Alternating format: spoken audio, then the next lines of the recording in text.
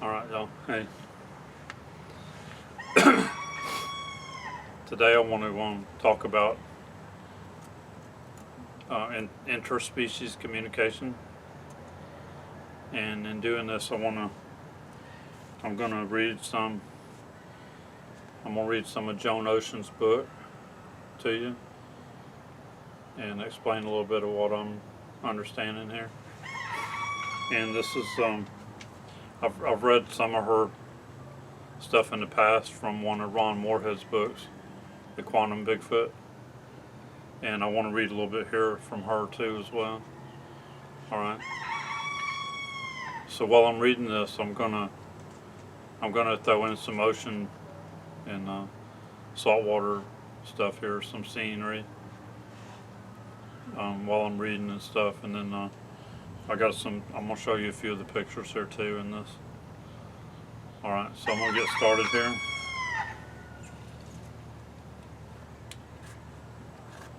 And like I said, I'll show you some the saltwater scenery and stuff too while we're doing this. Alright, so this is from Joan Ocean, The Dolphin Connection. Alright, and this is her, she wrote this book in 1984. No, 1989.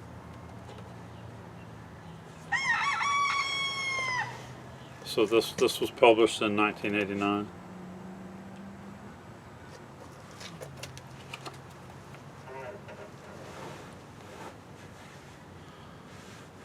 Alright, there's a few things I'm going to cover in here.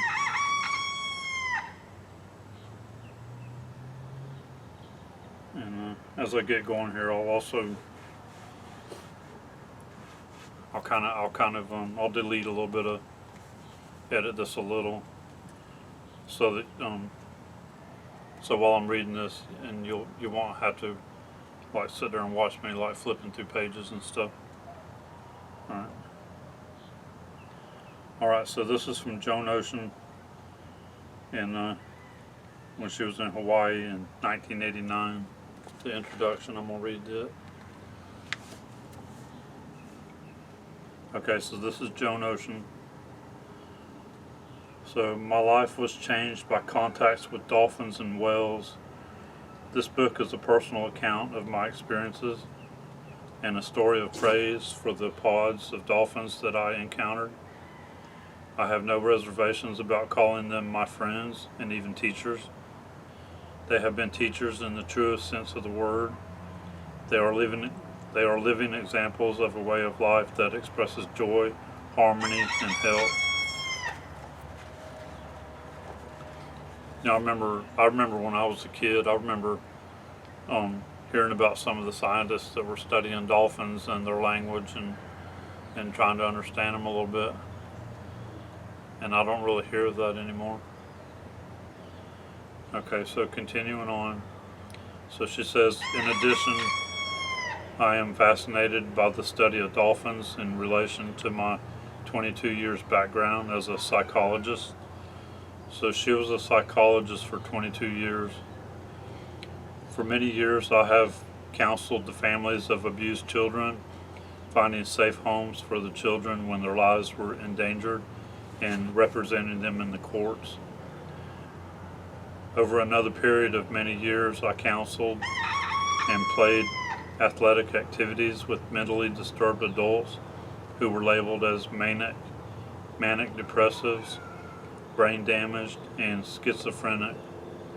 I assisted women who were in the operating room of an abortion clinic for incest victims and counseled alcohol and drug addicts. Often I felt discouraged in this work. Clients making breakthroughs and setting affirmative life goals regressed eventually to the old problematic attitudes and self-denying behaviors. Deeply caring about these people, I spent many evenings in prayer and contemplation, asking for better ways to help and inspire them. So this is why I wanted to read this part here too, was because for 22 years she was a psychologist counseling families of abused children, helping them find safe homes, represented them in courts, and then she spent more years with doing athletic activities with mentally disturbed adults, from things like manic depressions, brain damage, schizophrenic, and then she helped women in the operating rooms for abortion clinic for incest victims. So I mean, this lady had a really she really helped the community a lot by doing stuff like this and being the psychologist and the type of person she was here. She really helped the community a lot. So continuing on again, when I experienced the profound and enriching changes occurring in my life after swims with dolphins, I felt strongly that these experiences would be life-enhancing for anyone who chose to interact with dolphins in this way. Alright, so another thing here too, real quick, while I'm starting into this, where she swims with dolphins. So in Florida, you cannot do that now in Florida, not with wild dolphins. It's against the law, it's illegal. So you cannot swim with wild dolphins in Florida, in the wild. There is a place in Orlando, it's either has something to do with Disney World or Universal Studios. They have a place where you can actually go and to that park or that theme park type thing, and you can actually pay and swim with dolphins in captivity. Okay, so continuing again. So my personal philosophy of change and growth reflected a process of joy, not pain, and prescribed my clients' choices be made. Let me start over then. So my personal philosophy of change and growth reflected a process of joy, not pain, and prescribed my clients' choices be freely made, assisted by short-term counseling with an outcome leading to an expansive lifestyle. Suffering and long-term lamenting were the antithesis of a healthy life, and not to be encouraged. Alright, so swimming with dolphins is always a pleasant experience that leads to extensive soul searching, filled with the excitement of many wonderful possibilities. Every new decision is an outgrowth of optimism and joy. More than that, the feelings and choices do not dissipate with time, but instead lead to more freedom in our life and work. If ever I begin to doubt my ability to fulfill my plans, another dip with the dolphins returns me to a positive perspective. So in 1978, after meeting John C. Lilly, MD, world pioneer in human dolphin communications, I began to dream about dolphins. So that would have been back around 1978. That would have been back around where I was talking about, where I remember seeing some of the things on TV about scientists studying dolphins and their language and trying to figure out their language and what they communicated and all. Alright, so when I started receiving messages from dolphins in 1984, I told very few people. Then in 1985, a friend published one of my dolphin messages in a newsletter. The response from people who felt they had had similar communications was immediate and so supportive that I began to publish dolphin messages on note cards and articles. Today, many people are revealing their empathic communications with dolphins. Alright, so I'm going to another part here too, that I believe that every person on this earth has some type of psychic abilities. I believe that we're all at different levels as far as using them or realizing we have them. I think there's a lot of people that really don't think they have it and will never use it. And then there's other people that really have it and know it and they use it a lot. There's a lot of different things like remote viewing, just a lot of things like that. There's people that say that they can communicate with animals that way, telepathy. And as far as like the Bigfoot research, from what I've been seeing and learning, and from what I've experienced myself one time, actually from what I've experienced several times, I think that that they also use the telepathy. I really think they do, and I know for sure they did with me on that one time. I know they've also caused a couple of dreams that I've had too as well, after I've come back from the woods and had a dream during the night. Alright, so let me continue on here. In my contacts with dolphin trainers, ecologists, marine researchers, and others who interact with cetaceans, I learned that every one of them has experienced a telepathic communication between themselves and the dolphins or whales. However, for career or personal reasons, they prefer not to focus on those types of interactions. It is uncertain and unsettling for them.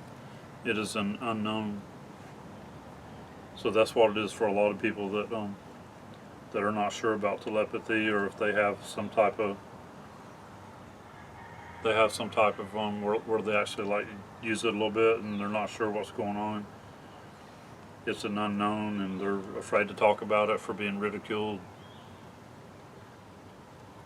Okay, so she says, I am not a scientist nor an experimental psychologist, but I am interested in exploring this telepathic exchange with cetaceans as a way to help people understand themselves, their relationship to nature, and the universe in which we live.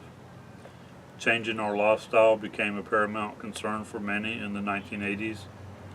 It appears that the human race is about to become obsolete. Along with save the whales and save the trees, the slogan aptly put is save the people. Alright, so and as I get on into this too, she's going to be talking about stuff, and she doesn't just like come out and say, you know, this is quantum physics. But she's going to be talking about some things in here that is quantum physics and applies to it. So that's another reason I'm reading this as well. Alright, so there is an upsurge of a new breed of people who silently care for the earth in small, personal ways, and whose expertise is needed now to educate the greater population on how to do likewise. So I know there's a lot of people right now that care about the earth and that try to do things, even if it's only like little small things in your life. Alright, so where else can people turn for suggestions and help? The turn to the sea was foreseeable. Large-brained dolphins and whales have lived peaceably in their environment for 50 million years without destroying the earth. There is much we can learn from them. The communication with cetaceans gains urgency as humanity realizes science and technology do not have solutions for averting disaster.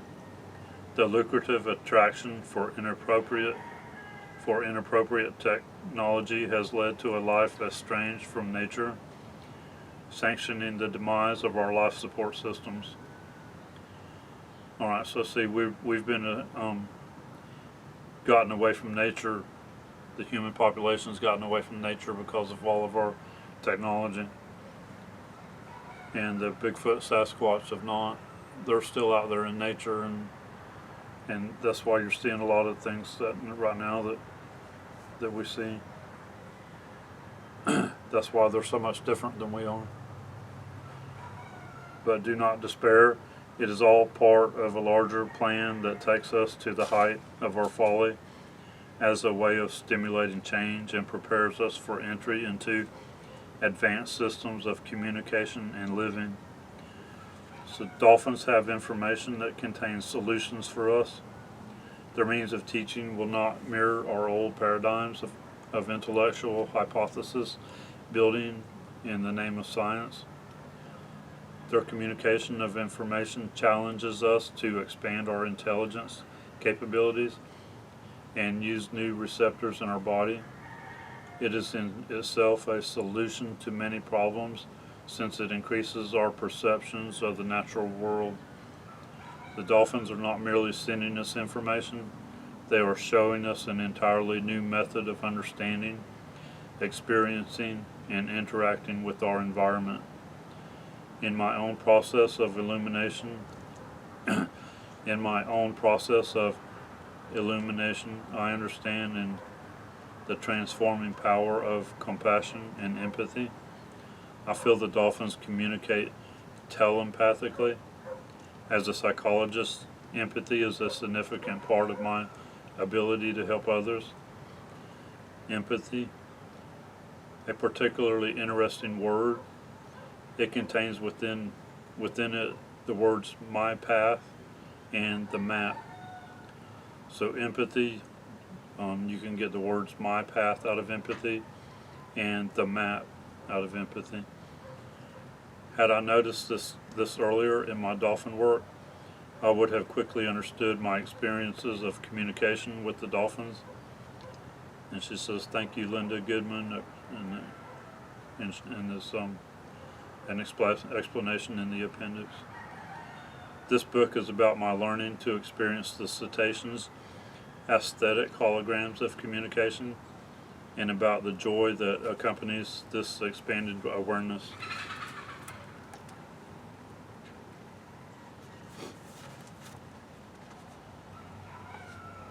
Okay, here's another part 2 I'm going to read you. So this is chapter 1, The Awakening. Alright, you are the voice of many for the millennium, the 9 of Sirius B. So I remember hearing of the 9 from Sirius B from somebody else too on YouTube that I had watched probably a couple of years ago. I remember that. It's an alien or an entity that was helping them, and trying to help teach people and bring awareness. I remember that from a couple years back. This is the time of becoming. Our spiritual paths often lead us into unknown places, stretching our beliefs and our wisdom. We are wearing many hats. From one moment to the next, we are healers, awakeners, meditators, and activists, scientists, seers, students, teachers, speakers, listeners, global citizens, and galactic ambassadors. All of those things, plus many more in each of us. This was hardly understandable to me as I sat with a group of people at Esalen Institute in Big Sur, California in 1978, participating in a workshop about personal growth and peak experiences. The workshop facilitator explained she had become a trans challenger. Let me say that again. A trans channeler. The workshop facilitator explained she had become a trans channeler while in England, where she assisted the police in locating missing persons. She would now demonstrate her skills to any of us in the group who would like to ask questions of the off-planet entities who assisted her. I was curious but doubtful. I had no questions to ask. As other participants began to ask about their physical health and their careers, I was surprised to notice the answers to their questions were filling my own mind. At the same time, the channeler was speedily recording the answers in automatic writing on paper. The sensitive information was so detailed, transparent, and loving that I began to listen to the psychic exchange with interest. The incoming energy field identified itself as the 9, saying they had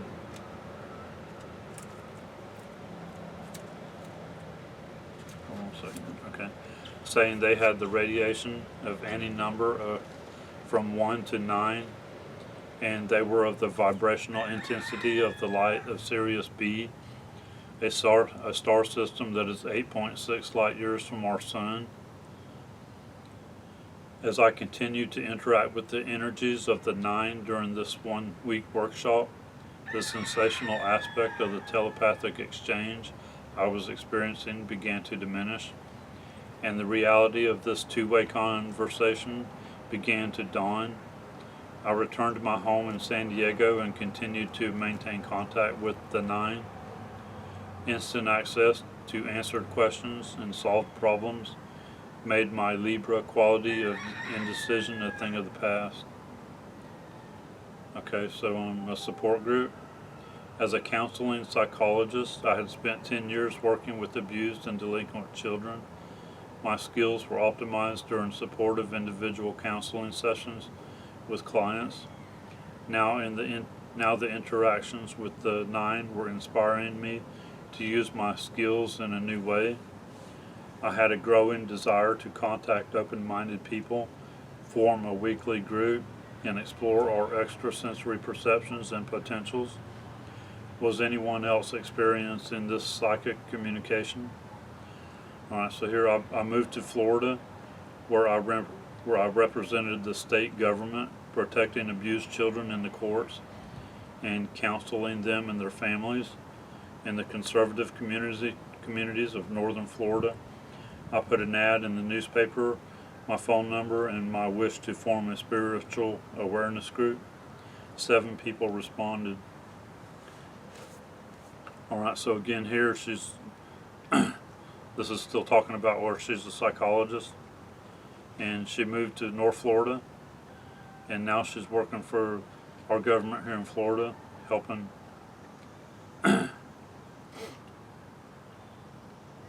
helping the abused children in the courts, and was counseling the abused children and their families.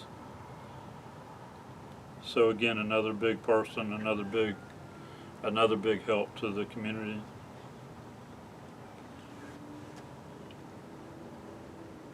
Okay, so we began to meditate and talk, inspiring and supporting each other in our decisions to reevaluate our cultural programming and consider alternate ways of expressing the many untapped aspects of ourselves.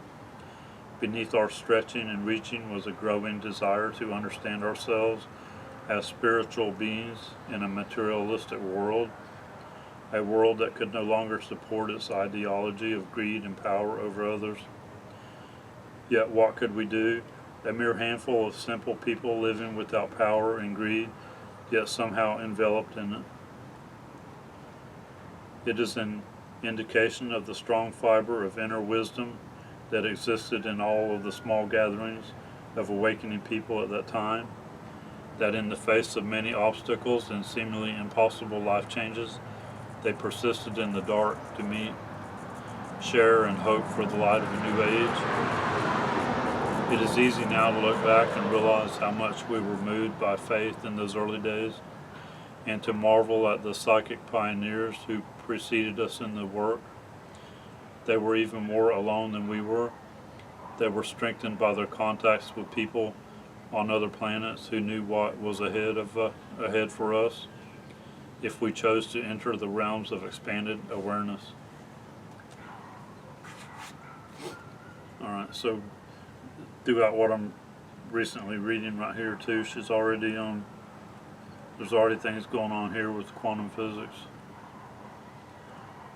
Alright, so a new name. Let's see. Okay, so that was it for that one.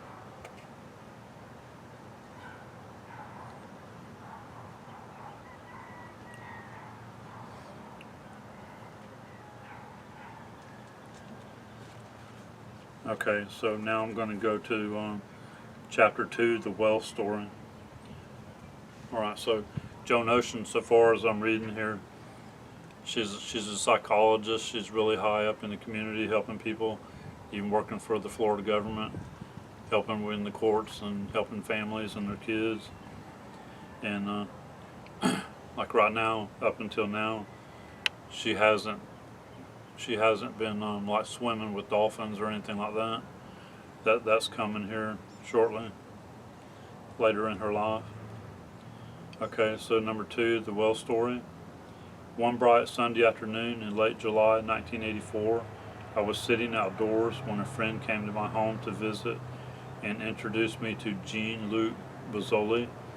Jean-Luc, a visionary artist of French origin and a resident of Australia, was traveling the California coast in a van en route to Canada. He had been invited to join a small group of people interested in communicating with whales. The group was Interspecies Communication. Alright, and that's what I'm naming this video, because that's what we're talking about here, Interspecies Communication. Alright, so the group was Interspecies Communication, a non-profit organization founded by Jim Nolan. Jim was unknown. No. Alright, so Jim was known in his field as a sensitive musician scientist who had spent the last 10 years using music to communicate with various species of animals. The group planned to spend 30 days in the wild with killer whales, the largest of the dolphin species, better known as orcas. Alright, so having no previous experience in that field, I responded enthusiastically but without personal involvement. I had no time for such excursions. My life and my future plans revolved around my career as a counseling psychologist at a women's health center near San Francisco. Alright, a higher calling. Okay, a higher calling. A few days later, Jean-Luc phoned me from Washington to say an opening on the Orca trip had unexpectedly become available, and he invited me to fill the space. I'd need to fly immediately to Seattle, as they were planning to disembark to the islands west of British Columbia in 4 days. Somewhere within me, a dormant spark of adventure made the spontaneous decision, and I said yes. Winging my way north, I had my first chance to think rationally about my decision. Waves of insecurity swept over me as I considered what I had done. Here I was flying to a primitive island, inhabited only by bears, to live in a tent and on a boat for a month with a group of people I didn't even know. What had come over me? Trying to focus on the bright side, I envisioned this adventure as a vacation on a lovely uninhabited beach. I was in need of a change from the intensity of counseling women who were making decisions about abortions and incest. Getting away from it all was a greatly needed respite. It didn't matter that I had no ocean experience, and I didn't even know how to swim. So see, up until now, she don't even know how to swim and has no experience with that, being at the ocean. I convinced myself that the opportunity to commune with nature was the most appealing offer that I could have. Perhaps all those morning meditations of expanded consciousness were working for this wonderful opportunity to offer itself to me, or perhaps it was time for me to meet the whales. Alright, so welcome to loneliness. Nine of us left Seattle on an early August morning. I traveled in a van with Jean-Luc. We were 2 of 4 people who had been volunteered to paddle the kayaks from the Canadian mainland to the northern Pacific Islands. The rest of the group were to arrive on a 42-foot yacht with all the supplies. I had never kayaked before, but the 8-hour journey was exactly what my body and spirit needed. As I glided across the glass blue ocean, awed by the green mountains looming on all sides of me, I sang American Indian chants and filled my lungs with the fresh sea air. There was not a whale in sight, and I breathed a sigh of relief. At the end of the journey, the voluminous gray clouds rolled in, and a cold drizzle, which I would soon learn to expect in that northern climate, cast an eerie, unwelcoming appearance on the thickly forested island mountains. There was no sandy beach for relaxing in the sun, only an uneven shoreline. strewn with rocks and huge logs that had drifted on the tide from the northern logging companies. Pulling the kayak high on the rocky shore, I searched in the misty dust for a level patch of dirt for my flimsy tent. The island was terribly inhospitable in the rain. A huge mountain of closely grown fir trees, moldy and decayed in their perennial moisture. Feeling overcome with fatigue and loneliness, I stumbled my way back to the water's edge, climbing over the slippery, rolling logs, pulling my all-weather jacket tighter around me, as if to insulate myself from the cheerless environment.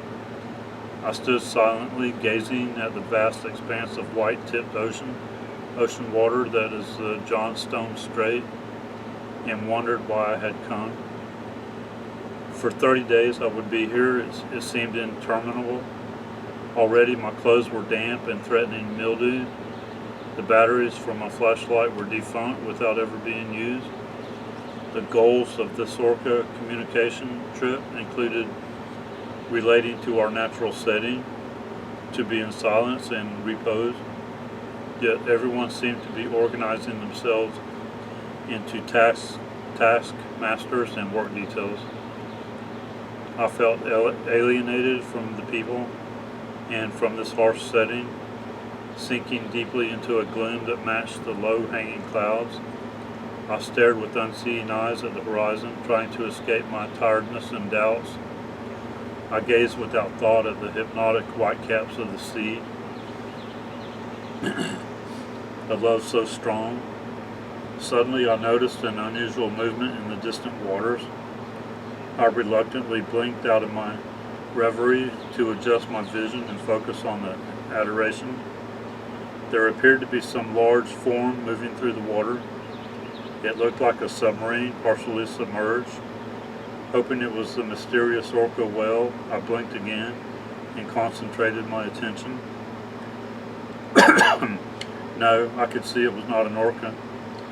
No telltale fin cutting the water, no flash of white on the back. I watched as the huge submerged form moved hypnotically and with purpose through the water towards me. Finally, I identified it, and a warm glow of recognition passed over me as I silently transmitted a greeting. It was a whale, but not an orca. It was a California gray whale, the only species of whale I had ever seen before. What was the whale of my home state doing here, in these waters where whalers had decimated its population decades ago? The questions left my mind as I watched, entranced by the fluid progress of this solitary mammoth of the sea. Forward, it slowly swam, moving towards me into the shallow, pebbled water. As I watched in amazement, the mighty bulk began to roll in the shallows. So close to me I could have touched it, had I moved into the icy waters.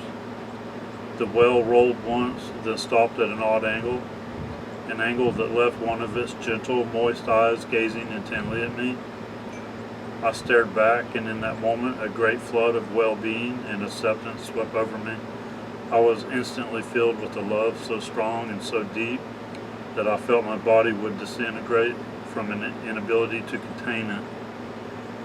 This is the meaning of truth, I thought. Now I know what is meant by truth and beauty. As waves of deep peace swept over my awareness, I felt my heart open to the well, and I felt an exchange of immediate, total knowing pass between us. I was completely enfolded in a soft bubble of wisdom and love. Within a few moments, I began to feel that the intensity of this bonding was so strong I could no longer contain it. Surely my heart would burst, and as that thought entered my awareness, the waves of love instantly ceased, and I found myself in my normal cognitive realm again. In that moment, I understood that the whale was experiencing my emotions, and it knew when to diminish the intensity of our interaction. The whale had responded to my thoughts and feelings. As my heart filled with joy, I understood I was receiving the love for humanity and all living things. That is the deep spirituality of the well. Our bonding was an immersion into my open-hearted gratitude and the natural, loving presence of this being. I felt very humble. My first communication with the well had occurred, and with such impact that my doubts of only minutes before were now transformed into great anticipation for the days ahead. I was also infused with warmth and appreciation for the diligent, mindful members of Interspecies communication who were including me as a participant in this great adventure. The message: during those 30 days at the edge of the ocean on a thickly forested island living in a tent, I had many hours to be alone with nature. I had little opportunity to do that in my past, and my body and spirit absorbed the blessed silence of that lonely island. It was nourishing and nurturing. I began to write many messages I found on my mind, messages to myself, messages about changes in the physical structures of humans and their genetic memories. I didn't always understand it, but I recorded it all. There seemed to be a connection between this information and the close proximity of the wells and the waters around that island. As I began to realize that this vacation with the orcas had more significance than I had originally anticipated, I began to ask more directed questions while I sat in a rowboat or on a log on the shore. When I posed the question about my growing interest in cetaceans and about their role in general on the planet, the answers flowed smoothly from my pen. Question: in what ways can work with dolphins and whales have creation and let me start over there. Question: in what ways can work with dolphins and whales serve creation and mankind? The response: these mammals are here to be of service in Earth's evolution. They bring with them many ancient memories and advanced technical knowledge. The biases of Earthlings have prevented acceptance of dolphin knowledge until this time. There are many scientists and individuals, including those in your own government, who are aware of this intelligence and yet have not been able to reveal it to the general population. The egos of the masses will not permit acceptance of this infinite knowledge from creatures of the sea. However, the time is drawing near when human ears will be open to this reality. There is much preparation to be done. There is a need for sensitive humans to interact with the cetaceans and bring this knowledge to the populace in a manner that will ensure acceptance. There is no doubt that you can assist in this endeavor if this is your choice. Your natural affinity with the energies of nature and the ocean will contribute to the expansion of human-dolphin communication.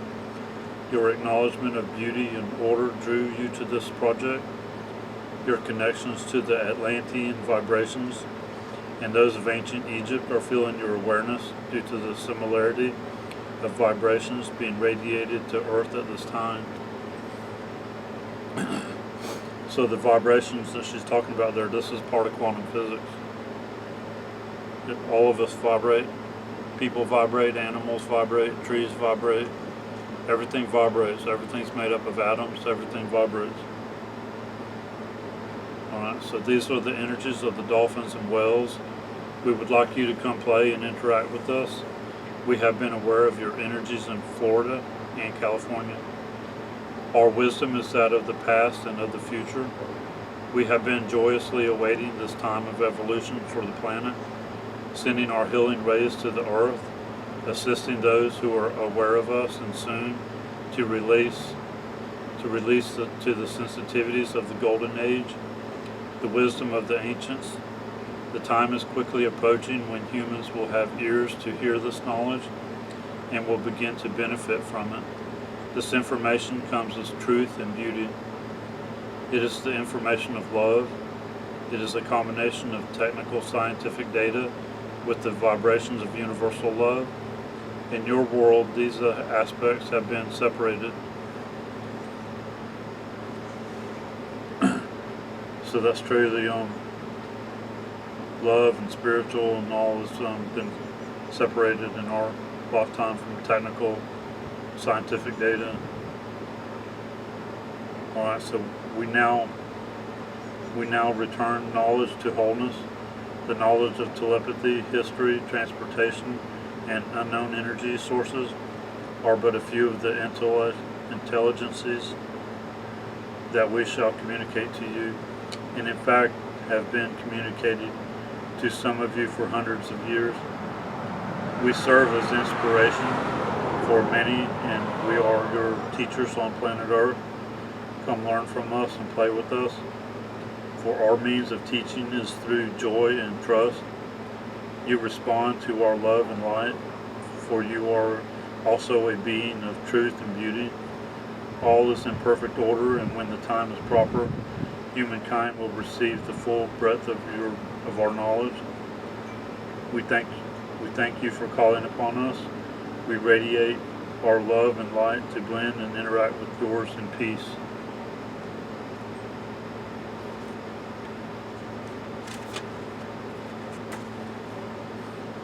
I shared this message with only 3 people in the Orca trip. It was new, special, and I felt too sensitive about the material to share it with everyone. Alright. Telepathy. In this channeling, the word telepathy was used, but it seemed an inadequate noun to express the holographic communication that the cetaceans were transmitting and I was translating. This further description of this word then presented itself. The vibrational exchange you refer to as telepathy is expanded to mean an exchange of radiations between cetaceans and humans, which then creates a new and more perfect image tone in its fusion, an original, unique thought form rather than a sharing of already known thoughts. Alright, so the telepathy is expanded to mean an exchange of radiations between the cetaceans and the humans, and that's part of the light spectrum is right there. Over the years, as my contacts with dolphins increased, I found this definition to be an apt description of our interactions with each other. Being with dolphins and whales in any possible intimate circumstances led to a blending of feelings and ideas that produce new mindsets, new ways of understanding life, new projects that were stimulated by art and an appreciation of beauty in nature rather than the old incentives of business and money. Changes. I soon began questioning all the old paradigms of conducting business, of making money and being successful. I knew there was a better, more creative, more harmonic way for people and groups to interact and produce a finished product that exceeded anything done before, and that fulfilled the needs of the participants and of their role as guardians of the earth. The channel message indicated I would be a dolphin and whale ambassador if I chose to be. Until then, I had been a counseling psychologist.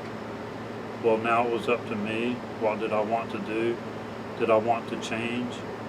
What could my background in therapy have to do with cetaceans? Soon I was to understand that connection.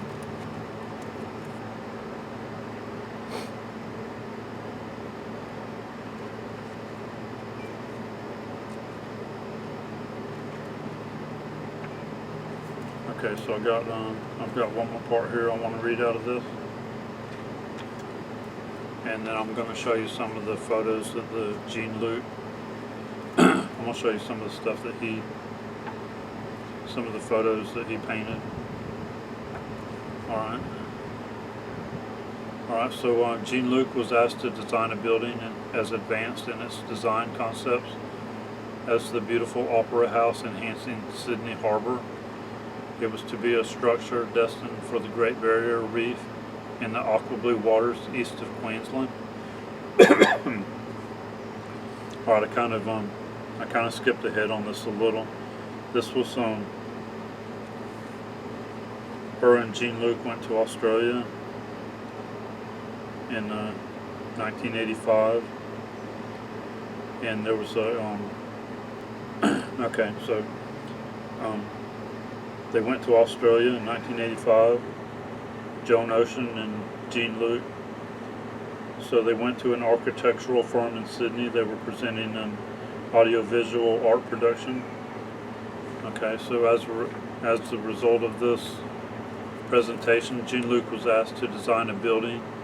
The architectural firm asked Jean-Luc to design a building as advanced in its design concepts as the beautiful opera house enhancing Sydney Harbour in Australia here.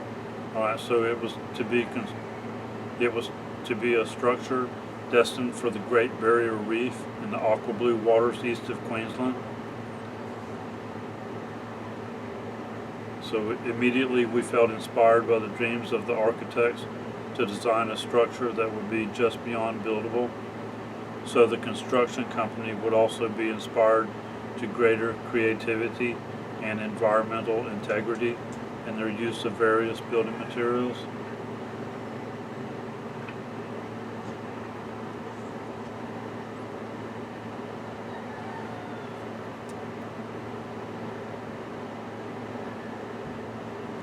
Alright, so my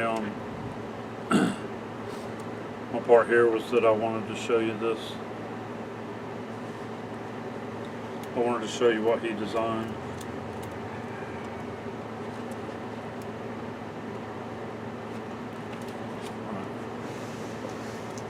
So this is in her book here. So this is what he designed that was to be put on the Great Barrier Reef.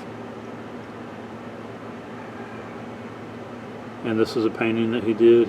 He also made a small model of it for that architectural firm.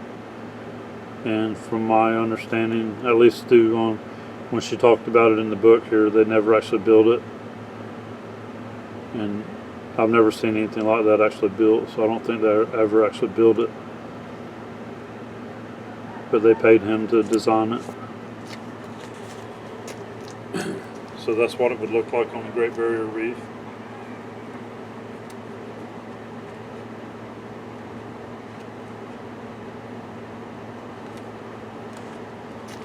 Okay, so now I'm going to go through. This is another one of his paintings. This is in the book here, Jean-Luc.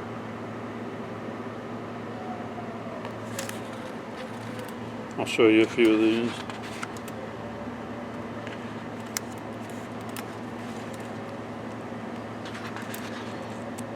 Can you hear the dog down the street? He's down there talking. That's a big black Doberman pinscher. I hear him down there doing that sometimes. Sometimes they have him outside, but I guess he's an inside dog. Alright, so here's another picture that he designed and he drew, he painted.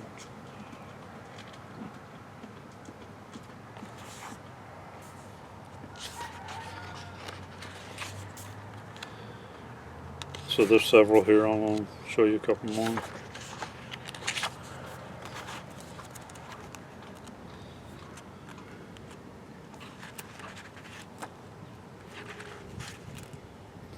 And there's pictures in here of Joan Ocean with the swimming with dolphins and at some of the places she's been. Here's another painting by Jean-Luc. A lot of this is spheres, pyramids, triangles, geometric shapes.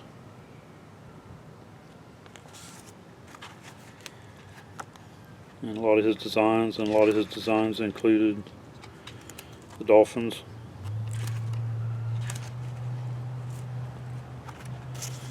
There's another one with this Joan Ocean. And you can see the pyramids and the triangles in it, and the sphere.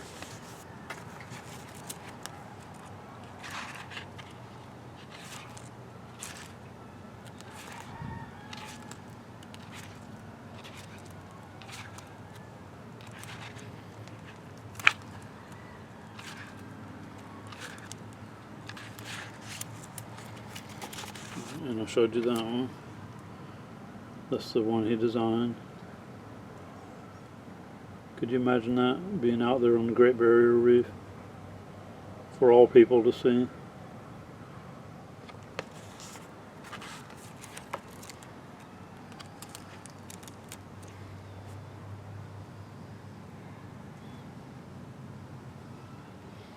So let me read you this part here that Joan wrote for that. As we access this gold, as we assess this coral garden, the natural healing qualities of the ocean, earth, and light will uplift us, awakening unique perceptions. We enter this translucent temple that is holographically imprinted in a dimension beyond our senses, in the patterns of triangular light that connect us to cosmic information systems. The center will involve people of many worlds and will be a focalizer of peace and communication.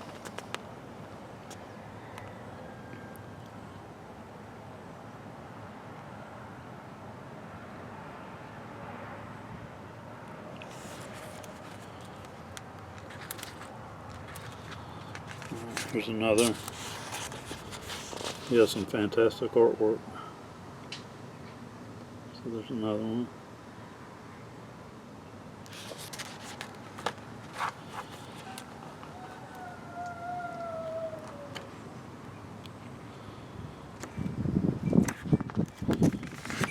There's another one.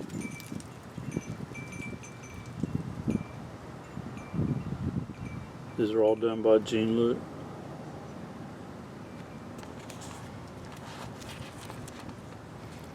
Spheres, triangles, pyramids. There's another one. A lot of them include dolphins.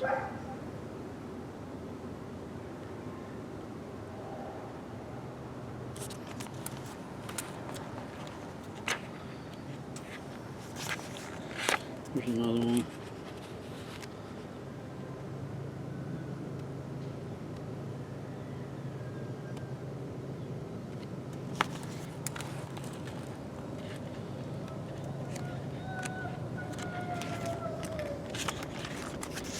Here's another one.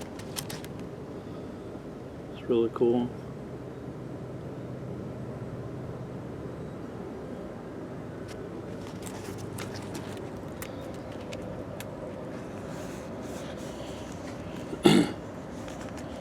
And then this last one here. This is the last one in the book. He created that because of a doctor in Russia that was helping women have births.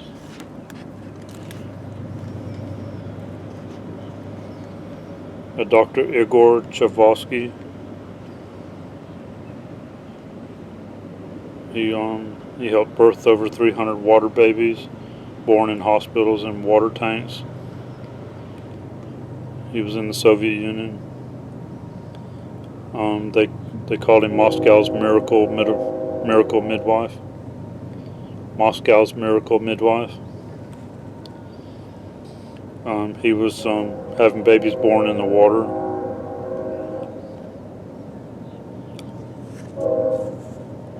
It says that Dr. Charkovsky believes that water alleviates the strong force of gravity on the baby's delicate brain cells at the time of birth, enhancing the child's intelligence.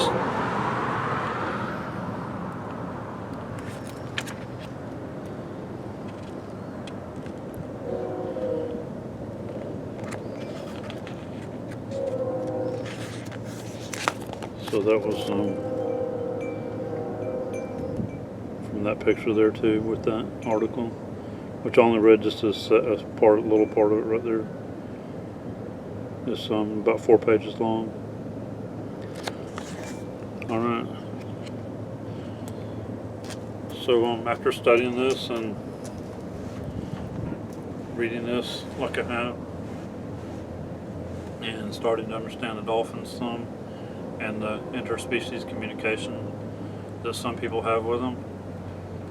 So now I'm starting to understand why there's the law that you can't swim with dolphins in the wild.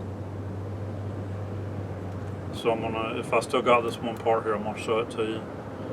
When we were on a dolphin tour in Clearwater, I'm gonna show this to you right here. And I think this is, I think it's because they don't want people learning that they can communicate with dolphins telepathically. I don't think they want humans knowing any of that. I think that's why there's so many people being misled, so many people not being told the truth. I think that's why there's so much ridiculing going on. People are taught that stuff like this is not true, it's not real. And I think that's a big part of it.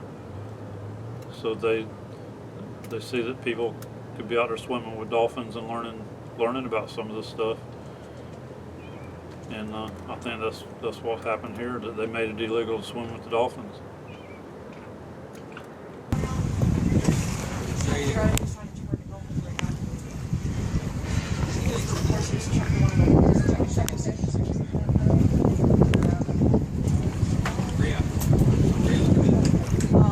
I'm just trying to figure out if we're going for dolphins in the area, because I'm just for Illing, but I really don't feel like changing with the FL number. No, it's probably about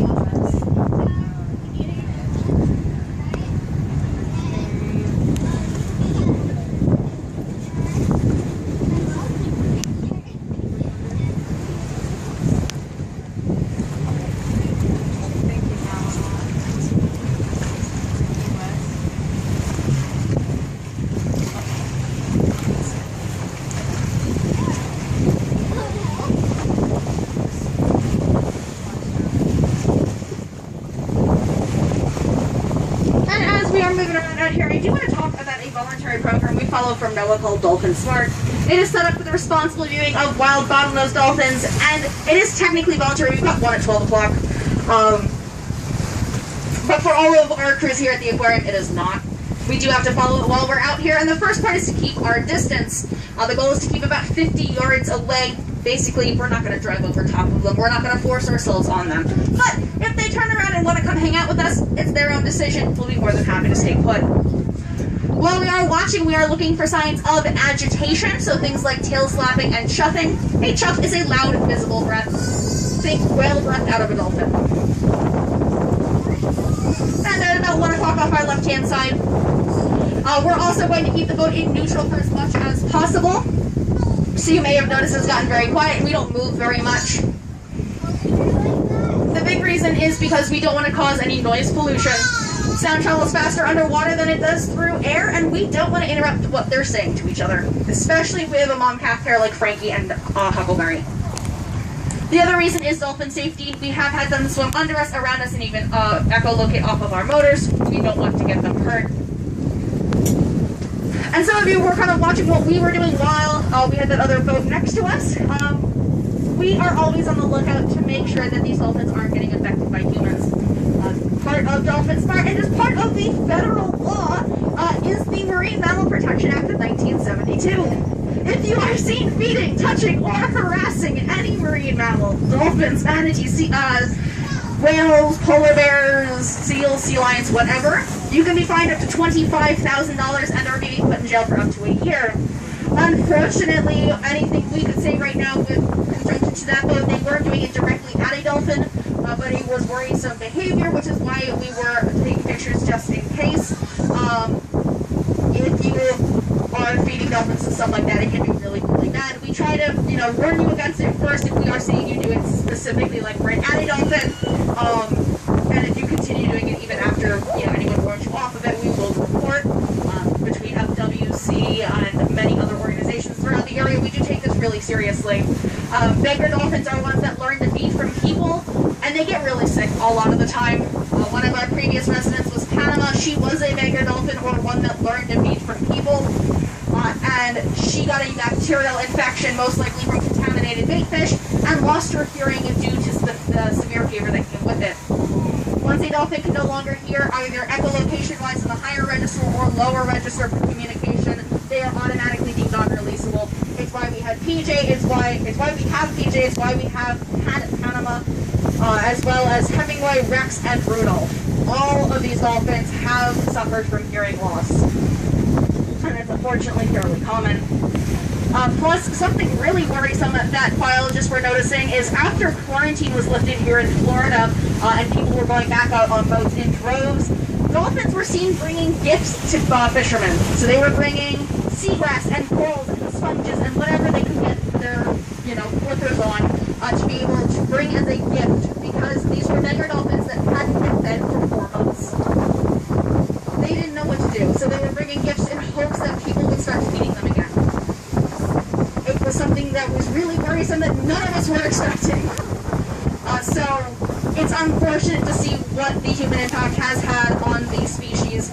With begging dolphins, it's essentially like going to McDonald's. It's so much easier, just go through the drive-thru, boom, bam, done, you have food, versus cooking a meal from scratch, or in the case of dolphins, going hunting. It takes a lot of energy for them to go hunting, but it is so much better for them. When dolphins hunt, they use their teeth, and when they get a hold of the fish, the scales of the fish act like a toothbrush. So just like your dentist says you need to brush your teeth or they're going to wear down and fall out, same thing with dolphins. We can tell if it's a beggar dolphin based on the quality of their teeth. When Panama came in, she had almost no teeth left because she hadn't cared for them in such a long time because she'd been feeding people. When we were on a dolphin tour in Clearwater, I want to show this to you right here. And I think this is, I think it's because they don't want people learning that they can communicate with dolphins telepathically. I don't think they want humans knowing any of that. I think that's why there's so many people being misled, so many people not being told the truth. I think that's why there's so much ridiculing going on. People are taught that stuff like this is not true, it's not real. And I think that's a big part of it. So they see that people could be out there swimming with dolphins and learning about some of this stuff. And I think that's what happened here, that they made it illegal to swim with the dolphins. All right, so I hope you enjoyed this. And I got another part here too. I'm gonna go through some of this too at another video though. Just a little bit more here from her appendix and the glossary. Some things I want to go through and talk about. And I'm going to actually do a little checking on some of these things too and add that into the video as well as her stuff here.